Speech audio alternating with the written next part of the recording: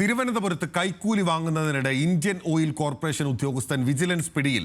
Deputy general manager Alex Mathew ആണ് പിടിയിലായത്. കൊല്ലത്തെ വൃന്ദാവനം ഇന്ത്യൻ സർവീസ് ഉടമ മനോജ് നൽകിയ പരാതിയിലാണ് വിജിലൻസിന്റെ നടപടി. അലക്സ് മാത്യുവിന്റെ കാറിൽ നിന്ന് 1 ലക്ഷം രൂപ കൂടി കണ്ടെത്തി. മറ്റൊരാളിൽ നിന്നും അലക്സ് കൈക്കൂലി വാങ്ങിയതായും സംശയമുണ്ട്. സഹിക്കാൻ കഴിയാൻ നിവർത്തിയോട് കൊണ്ട് ചെയ്യണം, ഇല്ലെങ്കിൽ ഒരിക്കലും ചെയ്യില്ല. കാരണം ഇത്രയും സീനിയറായ ഒരു ഓഫീസറെ നല്ല പോസ്റ്റിൽ ആരും ചെയ്യത്തില്ല. കാരണം പ്രത്യേകിച്ചും ഇനി 1 വർഷമോ 2 വർഷമേ പുള്ളിക്കുള്ളൂ. ആരും ചെയ്ത അത് ഒരുപാട് ആലോചിച്ച് നിവർത്തിയോട് കൊണ്ട് ചെയ്താണ്. കാരണം പൈസ കൊടുത്തിട്ടും കസ്റ്റമറെ ട്രാൻസ്ഫർ ചെയ്തിട്ടുണ്ട് പുള്ളി.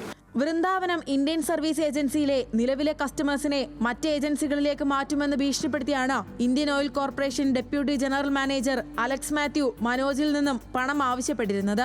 പലതവണ ഇത്തരത്തിൽ ഭീഷണിപ്പെടുത്തി കൈക്കൂലി വാങ്ങിയിട്ടുണ്ട്. 10 ലക്ഷം രൂപയാണ് ഇപ്പോൾ ആവശ്യപ്പെട്ടത്. അതിന്റെ അഡ്വാൻസ് 2 ലക്ഷം കൈപ്പറ്റുന്നതിനാണ് എറണാകുളത്ത് നിന്നും കവടിയാർ പണ്ഡിറ്റ് നഗറിലുള്ള മനോജിന്റെ വീട്ടിലെത്തിയത്. വാഹനം മാറ്റിയിട്ടതിനു ശേഷം വീട്ടിലെത്തി പണം കൈപ്പറ്റിയ അലക്സ് മാത്യുവിനെ വിജിലൻസ് കൈയോടെ പിടിച്ചു.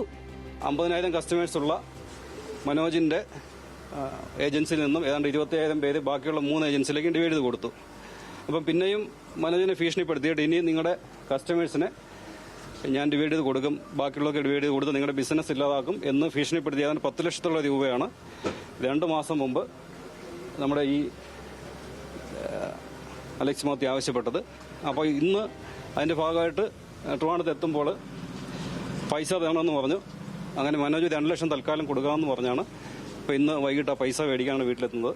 അപ്പോൾ അങ്ങനെയാണ് നമ്മൾ ട്രാപ്പ് ചെയ്ത് പിടിക്കുന്നത്. 2013 മുതൽ അലക്സ് മാത്യു പണം വാങ്ങിയിരുന്നതായി മനോജ് പറഞ്ഞു. 10,000-ഉം 15,000-ഉം ഒക്കെയാണ് നേരത്തെ ആവശ്യപ്പെട്ടിരുന്നത്. അലക്സിന്റെ പശ്ചാത്തലം വിജിലൻസ് പരിശോധിക്കുന്നുണ്ട്. ഇയാളുടെ എറണാകുളം കടവന്ത്രയിലുള്ള വീട്ടിലും വിജിലൻസ് സംഘം പരിശോധന നടത്തി. ന്യൂസ് മലയാളം, തിരുവനന്തപുരം.